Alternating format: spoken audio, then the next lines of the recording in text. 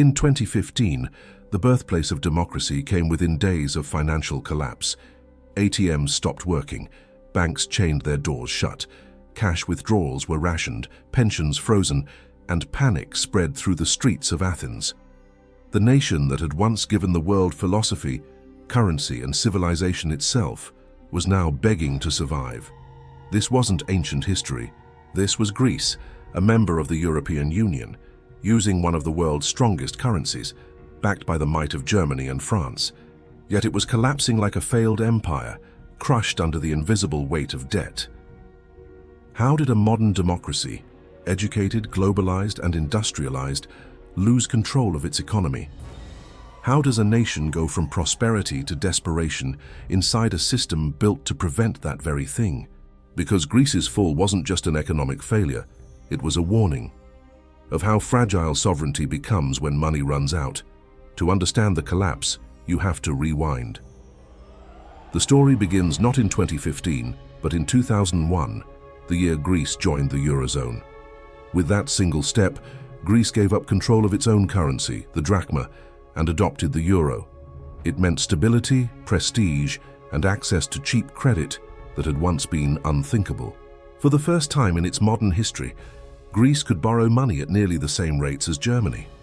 Investors assumed the risks were shared, that the European Central Bank would never let a member fail. And so the money flowed. The government borrowed heavily to fund infrastructure, boost salaries, and expand social programs. Some of it built roads, airports, and bridges. Much of it was lost to bureaucracy, corruption, and inefficiency. The tax system was broken, and the culture of evasion ran deep. But as long as the loans kept coming, few asked hard questions. Debt was easy. Growth was strong. Everyone believed the illusion would last. Then came 2008. When the global financial crisis hit, Greece's hidden numbers came into focus. It was revealed that the government had been underreporting its deficit. The real figure was closer to 15% of GDP, far above what the EU allowed. Investors fled. Borrowing costs skyrocketed. Overnight, the illusion of stability evaporated. By 2010, Greece was locked out of bond markets and facing bankruptcy. The modern cradle of democracy was out of cash. When a country inside the Eurozone goes bankrupt, it can't print its way out. It can't devalue its currency. So Greece turned to its neighbors and the International Monetary Fund for rescue. The first bailout came in 2010, $110 billion in emergency funds. But it came with strings, massive cuts to public spending, sweeping tax increases, and deep pension reforms. It was called austerity. In theory, it would restore balance and confidence.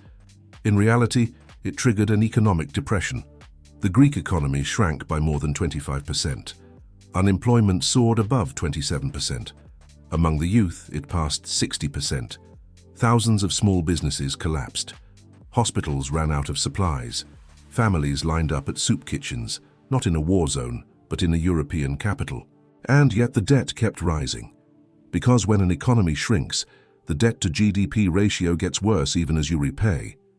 It was a mathematical trap, one Greece could not escape. By 2012, a second bailout arrived, another $130 billion, along with a partial default politely called a haircut on private bondholders. Still, the numbers refused to improve. The austerity measures squeezed growth, which made it harder to pay debt, which led to more austerity. It was an endless loop. Then came 2015 and the breaking point. A new government, led by the left-wing Syriza party, promised to fight back against the austerity dictated by international creditors. In July, Greece held a referendum. The question, should it accept more bailout terms from the so-called Troika, the European Commission, the European Central Bank, and the IMF? The people voted no, loudly, decisively. And yet, just days later, the government accepted an even harsher deal. Why? Because there was no alternative. Without the euro, Greece would face immediate collapse, banks frozen, trade halted, savings destroyed. So, in the end, Greece kept the euro, but lost control.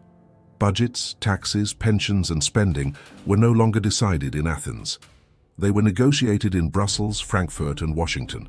Greece had become, in all but name, a financial protectorate. It wasn't the first time in history this had happened. In the late 19th century, the Ottoman Empire defaulted on its debt and was forced to hand over control of its customs revenues to European creditors. Egypt suffered the same fate after borrowing heavily to fund the Suez Canal. They kept their flags, their leaders gave speeches.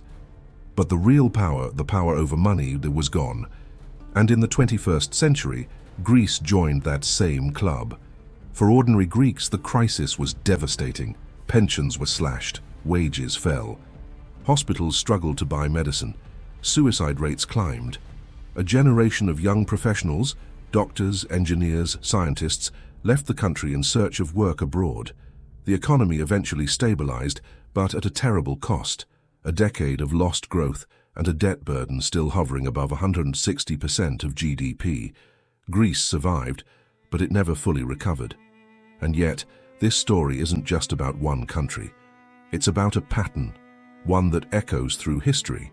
Debt has always been more than an accounting issue. It's a form of control. In ancient times, armies enforced tribute. Today, contracts do. The tools are different: central banks, bond markets, credit ratings, but the outcome is the same: dependence. When a nation can't issue its own currency, when it borrows in someone else's system, it becomes vulnerable. The lenders gain leverage, the borrower loses freedom. And the truth is, what happened to Greece could happen elsewhere. Look at Argentina, Sri Lanka, Pakistan. Nations locked in cycles of debt and bailout, sovereignty traded for solvency. Even among advanced economies, the signs are visible.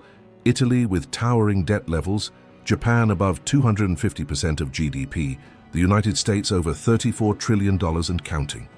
The difference is that big economies can postpone their reckoning, but delay isn't the same as immunity.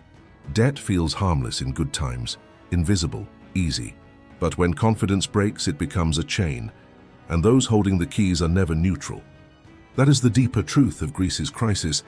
It wasn't just a financial meltdown. It was a lesson in power, the power to decide, to print, to borrow, to survive.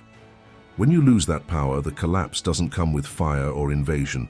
It comes quietly, through spreadsheets, negotiations, and signatures. For nations and individuals alike, the principle is the same. The more debt you depend on, the less freedom you have when the system shifts. The fall of Greece was not a fall in the ancient sense.